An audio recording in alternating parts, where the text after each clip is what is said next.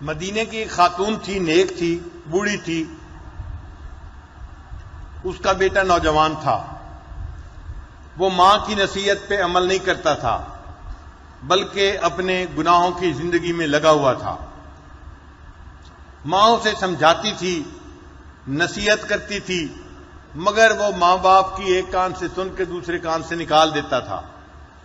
اللہ کی شان کہ رمضان کا مہینہ آ گیا. ایک اس وقت کے بڑے عالم تھے عامر البنانی رحمت اللہ علیہ.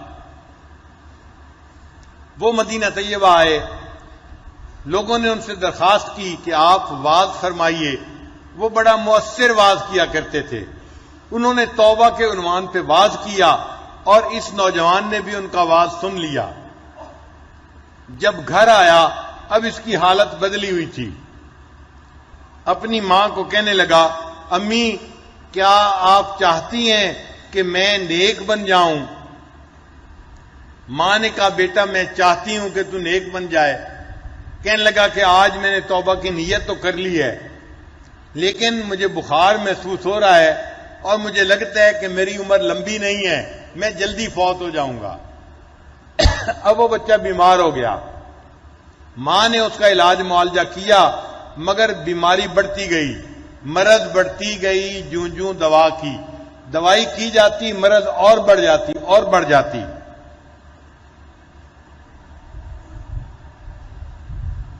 حتیٰ کہ ایک دن اس بچے کو محسوس ہوا کہ جیسے آج میری جان نکل جائے گی. تو وہ بچہ بڑی حسرت سے رونے لگا.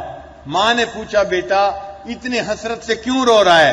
کہنے لگا، امی جب جوانی تھی تو میں گناہ کرتا رہا، اب میں کمزور ہو گیا ہوں، بڑھاپا آ گیا، اب میں نے توبہ کر کے نیکی کی زندگی کا ارادہ کر لیا.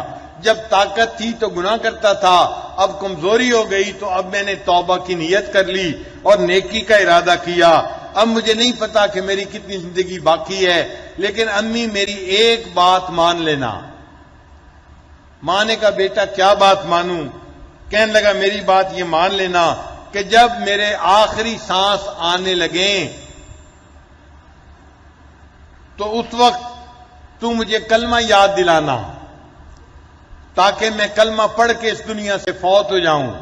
اور امی جب میری روح نکل جائے اور میں زمین کے اوپر لیٹا ہوا ہوں تو امی اس وقت اپنے جوتے سمیت اپنے پاؤں کو میرے رخسار کے اوپر رکھ دینا اور میرے رخسار کے اوپر جوتوں سمیت اپنے پاؤں کو رکھ کے کہنا، اے اللہ یہ وہ نوجوان تھا جو تیرے حکموں کی خلاف ورزی کرتا رہا، مگر میں اس کی ماں ہوں، میں اس کی طرف سے استغفار کرتی ہوں. اللہ یہ میرا بیٹا آج زمین کے اوپر ذلت کے ساتھ لیٹا ہوا ہے، میں نے اس کے رخسار کے اوپر اپنا پاؤں رکھا ہوا ہے، اللہ میرے بیٹے کے گناہ کو معاف کر دے. ماں نے دعا مانگی. رات خواب میں دیکھا اس کا بیٹا جنت میں پھر رہا ہے اور اس کا چہرہ 14ویں کے چاند کی طرح چمک رہا ہے. ماں نے پوچھا، بیٹا تیرا یہ حال کیسے ہوا؟ کہنے لگا، امی اللہ نے تیری توبہ کو قبول کر لیا اور اللہ نے میرے گناہوں کو معاف کر کے مجھے جنت عطا فرما دی. اللہ تعالیٰ اتنے رحیم ہیں، اتنے کریم ہیں کہ بندے کے گناہوں کو معاف فرما دیتے ہیں. توبہ سے متعلق ایک اور عجیب واقعہ ذرا سن لیجئے. ابان ابن عیاش رحمت اللہ علیہ انہوں نے یہ واقعہ نقل کیا ہے. وہ فرماتے ہیں کہ کنت عند انس رضی اللہ تعالیٰ عنہ فی البصرہ، میں بصرہ میں حضرت انس رضی اللہ عنہ کی مجلس میں تھا. فخرجت من عنده، جب میں ان کی مجلس سے باہر نکلا تو میں نے دیکھا فإذا بجنازۃ يحملها أربعة من المسلمین، میں نے ایک جنازہ جاتے ہوئے دیکھا جس کو صرف 4 بندوں نے اٹھایا ہوا تھا. عام طور پر کیسا ہی کمزور بندہ کیوں نہ ہو، جنازے میں 10-20 لوگ 40-50 لوگ ہوتے ہیں. یہ ایسا جنازہ تھا جس کو صرف 4 بندے اٹھا کے لے جا رہے تھے. اللہ اکبر. وہ فرماتے ہیں جنازۃ لا يحملها الا 4، ایک جنازہ جس کو صرف 4 بندوں نے اٹھایا ہوا تھا اور وہ اس کو قبرستان کی طرف لے کے جا رہے تھے. یقول فتبعتها وقلت، میں نے ان کی پیروی کی، یعنی جنازے کے پیچھے چلنے لگا. اور میں نے دل میں کہا واللہ لأتبعن هذه الجنازہ، اللہ کی قسم میں اس جنازے کے پیچھے ضرور چلوں گا. جنازۃ ما يحملها الا اربعۃ ولا يتبعها احد، جو جنازہ جس کو 4 بندے لے جا رہے ہیں اور اس جنازے کے پیچھے چلنے والا کوئی ہے ہی نہیں، میں اس کے پیچھے قبرستان تک چلتا ہوں اور جنازے کے پیچھے جانے کی سعادت پاتا ہوں. وہ کہتے ہیں کہ فدفناہا، کہ جب قبرستان میں گئے اور 4 بندوں نے اس میت کو دفن کر دیا. وبعد الدفن قلت لهم، دفن کے بعد میں نے ان 4 بندوں کو کہا سبحان اللہ، اللہ پاک ہے. ما شان هذه الجنازۃ، اس جنازے کا کیا حال ہے، ذرا تم مجھے بتاؤ تو صحیح صورتحال کیا ہے کہ صرف 4 بندے جنازے کو لائے اور اس کو انہوں نے دفن کر دیا. فقال الرجال، وہ 4 بندے کہنے لگے سل هذه المرأة التي استاجرتنا، اس عورت سے پوچھو جس نے ہمیں مزدوری کے اوپر یہ جنازہ لانے کے لیے چن لیا، سلیکٹ کر لیا. اس کا مطلب وہ 4 بھی مزدور تھے جو جنازہ اٹھا کے لائے تھے اور انہوں نے جنازے کو دفن کیا تھا. کوئی پڑوسی، کوئی رشتہ دار اس بندے کو دفن کرنے والا نہیں تھا. یہ مزدور تھے جو جنازے کو اٹھا کے لائے تھے اور انہوں نے قبرستان میں جنازہ پہنچایا اور اس کو دفن کیا. وہ کہتے ہیں کہ یہ سن کے میں اور حیران ہوا. اربعۃ کلہم مستاجرین، وہ 4 کے 4 مزدور تھے جو اجرت لے کر جنازے کو لائے تھے اور انہوں نے اس کو دفن کیا تھا. وہ کہتے ہیں یہ کہنے کے بعد میں ان بندوں کے ساتھ واپس آیا. وہ اس عورت کے گھر تک مجھے لے کر آئے.